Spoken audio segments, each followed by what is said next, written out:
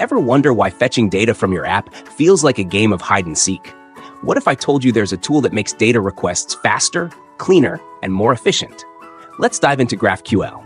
Welcome to the Gleam Insights, your go-to for quick programming knowledge. Today, we're talking about GraphQL, a must-know for all developers. GraphQL is a query language for APIs and a runtime for fulfilling those queries with your existing data. Created by Facebook in 2012, it lets you request exactly the data you need. Nothing more, nothing less. GraphQL allows clients to ask for exactly what they need and nothing more.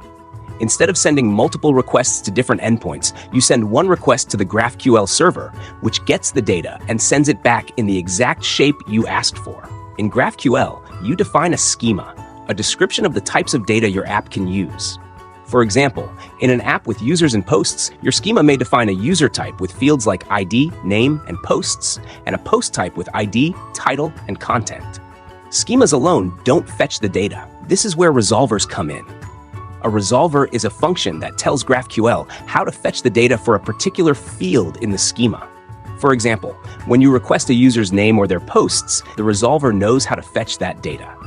Here's how a resolver for getUser could look in JavaScript. Why use GraphQL? Traditional APIs like REST send unnecessary data. With GraphQL, you can request just the data you need, making it faster and more efficient. For example, if you need a user's name and their posts, in REST you'd need 2 requests. But in GraphQL, you can ask for both in one request. That's it.